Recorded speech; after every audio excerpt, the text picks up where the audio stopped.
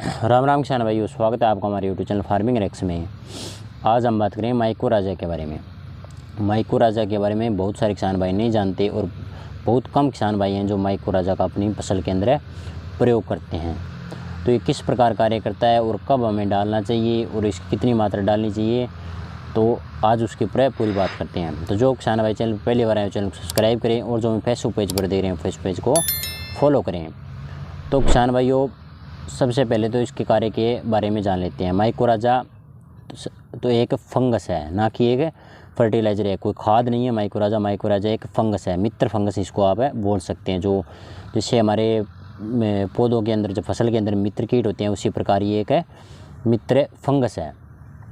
तो किसान भाई इसके कार्य के बारे में जान लेते हैं। जो पोषक तत्व पौधे की जड़ों तक नहीं पहुंच पाते या पौधे की जड़ों से दूर रहते हैं, जैसे कोई भी आप पोषक तत्व लगा सकते हो, जैसे फास्फोरस हो गया, जिंक हो गया, जो अन्य जो पोषक तत्व है जो मूव नहीं कर पाते, एक स्थान से दूसरे स्थान पर नहीं चल पाते, उनको पौधे की जड़ों तक पहुंचाना इसका मुख्य कार्य होता है। तो किसान भाइयों, ये पौधे की जड़ों के आसपास अपना जाल बना लेती है, पौधे की जड़ों के साथ अटैच हो जाती है।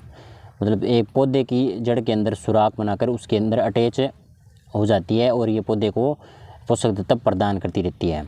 जो पौधा प्रकाश संश्लेषण क्रिया से शुगर कार्बोहाइड्रेट्स बनाता है, वो जड़ों के माध्यम से बाहर भी निकालता है। जो शुगर कार्बोहाइड्रेट्स है उसके ऊपर ही ये जो फंगस है ये जीवित रहती है और पौधे को पोषक तत्व प्रदान करती है। यानी कि इसमें पौधे का भी फायदा होता है और उससे फंगस का भी फायदा होता है। फंगस केवल पौधे से शुगर कार्बोहाइड्रेट्स लेती है और उसके बदले में अन्य माइक्रोन्यूट्रिएंट है, जो न्यूट्रिएंट है पौधा उस तक नहीं पहुंच पा रहा, वो पौधे को प्रदान कराती है। क्योंकि ये पौधे की जड़ों के साथ अटैच होकर लंबा जाल बना लेती है, जिससे पौधे की जड़ें भी लंबी हो जाती है और पोषक तत्वों तक पहुँच जाती है। तो किसान भाइयों, एक आप मित्र फंगस आप इसको बोल सकते हैं। बहुत सारी कंपनियों के बहुत नामों से माइकोराजा आते हैं, जैसे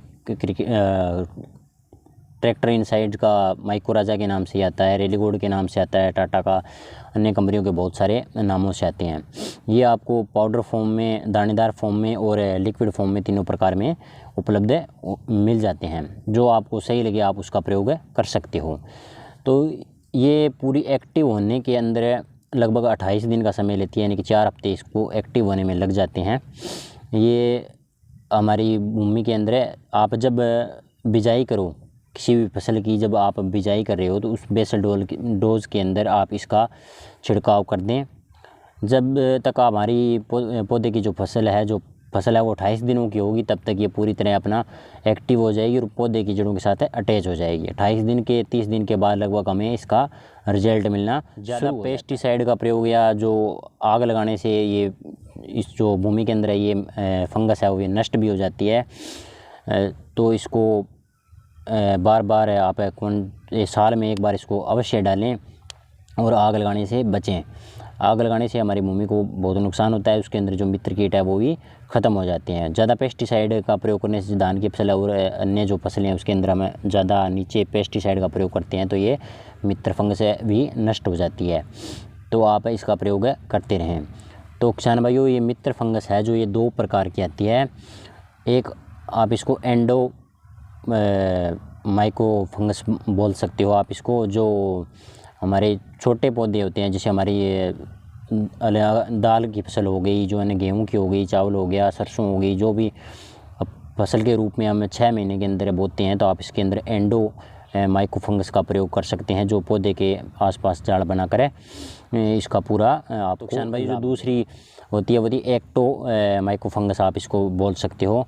तो एक्टो माइको फंगस का प्रयोग आप बड़े पौधों के अंदर कर सकते हो, जैसे फल वर्गीय आदि, जो बाग वर्गीय अपनी फसलें होती हैं उसके अंदर आप इसे फंगस का प्रयोग कर सकते हो। राजा के प्रयोग से जो आपकी भूमि है वो बुरबुरी हो जाती है। जो जिस भूमि के अंदर ज़्यादा दिनों तक पानी खड़ा रहता है या ज़्यादा देर तक समय तक पानी खड़ा रहता है, उसके अंदर इतने पानी नहीं खड़ा रहता, वो जो भूमि है आपकी वो बुरबुरी हो जाती है, जिससे आपकी जो भूमि के अंदर ऑक्सीजन लेवल है वो बढ़ जाता है और पौधे को अच्छा विकास मिलता है।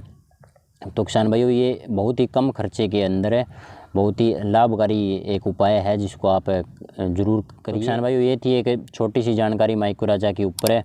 अगर आपको वीडियो अच्छी लगी तो वीडियो को लाइक करें और चैनल को सब्सक्राइब करें। जय जवान जय किसान, धन्यवाद।